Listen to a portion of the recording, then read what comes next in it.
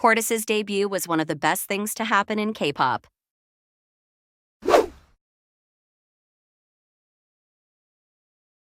Hey everyone, it's your favorite toe on the internet, Jimin's pinky toe. Sorry I've been gone for a bit. September was my birthday month, and your girl was out living life, getting drunk and shaking butt. But I'm back, and today we're diving into the brand new boy group under Hybe, Cortis. And I'm gonna break down exactly why I, and so many others, think this group is genuinely cool, and why the hype around them isn't just deserved, it's necessary. So without further ado, let's jump right into it.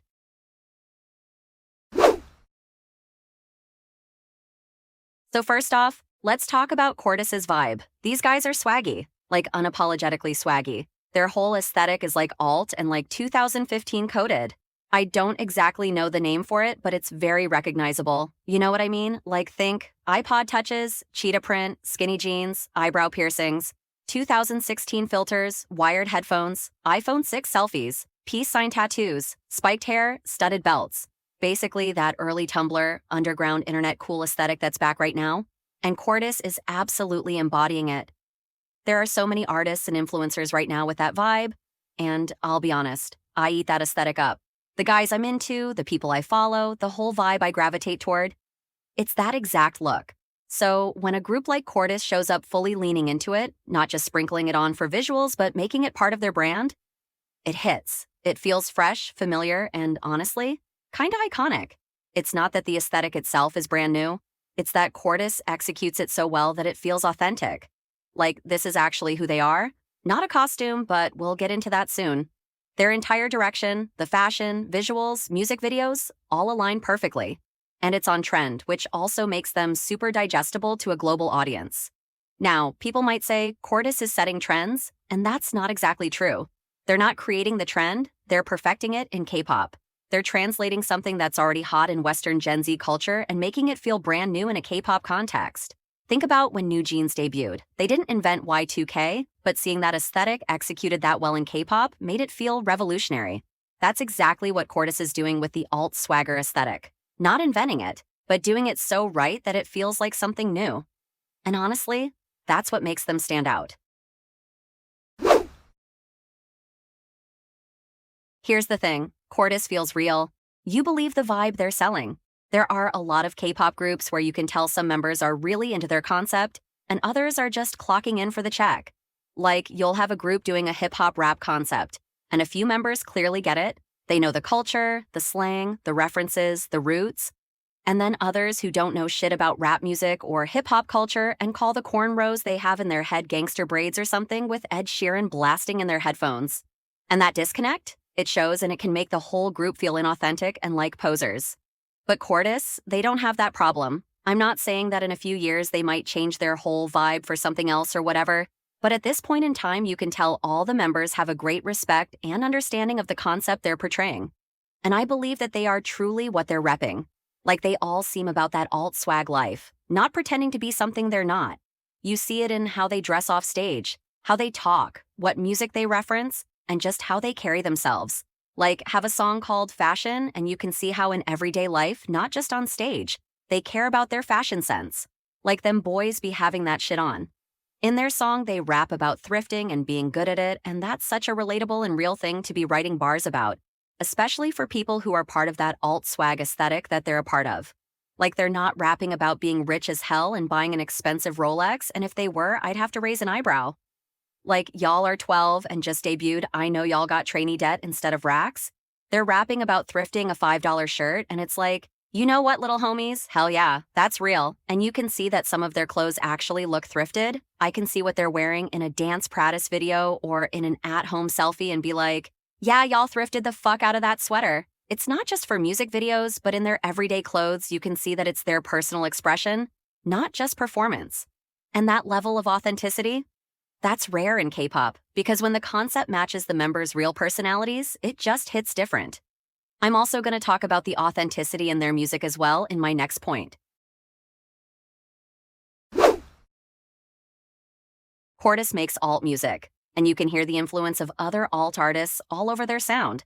I'm talking Cochise, Brockhampton, Travis Scott, Yacht, Playboy Carti, AL WAP Rocky, Tizo Touchdown, Childish Gambino, Baby Keem, Lil Uzi, Mac Miller, and more. You can tell that these artists' sounds are part of Cortis's DNA. And it's one thing to listen to those artists and say, oh, I want to make a song like that, and then try to copy it, but without really understanding the culture behind it. When groups do that, it usually ends up sounding, for lack of a better word, K-poppy.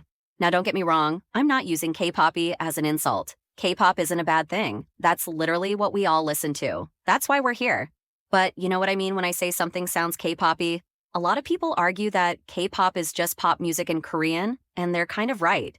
But there's also a certain vibe in K-pop that isn't just pop music in Korean, but instead Korean pop.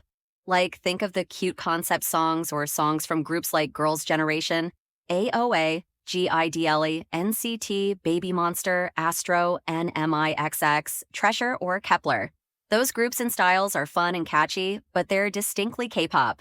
You're not really hearing that kind of sound in the West, and if you did, it probably wouldn't be embraced or digested the same way. So when K-pop producers and idols try to make songs inspired by Western sounds, especially alt, rage, or hip-hop, without having a real understanding of that culture, the songs can come out sounding off. Not bad, just disconnected. And that easily could have happened with Cortis, but it didn't. Why? Because Cortis actually worked with the people who make the kind of music they're inspired by. They went straight to the source. They collaborated with producers and artists who already live and breathe that alt and hip-hop sound. And that's why their music feels authentic. Not K-pop trying to be alt, but genuinely alt that happens to be in K-pop. Again, take their song Fashion. They used a rage beat, and not just any rage beat, a good one. The verses were solid, the ad-libs were on point, the auto-tune was used as an instrument, not a crutch. It sounds real. It sounds intentional. It sounds like something that actually belongs in that lane. Like if you played Fashion for a friend who listens to, let's say, Playboi Carti and doesn't know anything about K-pop, they'd be like, hold up, this is fire. Who is this? These dudes got that shit going on. Instead of cringing and saying, turn this K-pop shit off. And that's huge, because that's not an easy reaction to get from people outside the K-pop sphere. Even their less alt-heavy songs like Joyride, which lean more indie, are still good. And again, why? Because they worked closely with people who know that sound. They didn't just try to mimic it, they understood it. That's what makes their music cool. It's well made, it's thought through, and it's done right. The last thing I want to talk about is Cortis's talent. Because honestly, their talent is so out of this world that it's actually scary. Like, these dudes are basically newborns and somehow already have more talent in a single eyelash than some idols have after 5 years of training and 5 more years of being debuted. It's wild. Now, I'll be real with you. I don't like standing kids in K-pop. That shit makes me uncomfortable. I'm an 03, and even when an idol's an 04, I'm like, oh, nah, I'm good. There's just something about supporting people younger than me give me a rash. I don't even know how to explain it. But with Cortis, man, I have no choice but to stan. But not in a weird, creepy way, okay? Because some of y'all grown adults need to chill when it comes to these boys. But anyways, it's impressive to see a group where every single member can do everything. They can sing, dance, rap, produce, make beats, write lyrics, choreograph, have good stage presence, and even have a say in creative direction. Like, that's not just talent, that's artistry. A lot of rookie groups debut with crazy skills in one area, but Cortis? They're all-rounders, all aces. They're not just performing what's handed to them, they're building what's handed to us. And that's what sets them apart. Like, they're amazing at what they do and know why you're doing it. And honestly, that's what makes them cool. I never thought I'd be so into a 5th-gen group, let alone a 5th-gen group where all the members are younger than me that are also a boy group since, contrary to popular belief, I'm more of a girl group stan. But here we are. What a crazy time to be alive. I'm just excited to see what else they have planned and hope they continue to release good-ass music with good-ass music videos. Well, that's it for the video. Share your opinions in the comments if you care to. This toe is now out.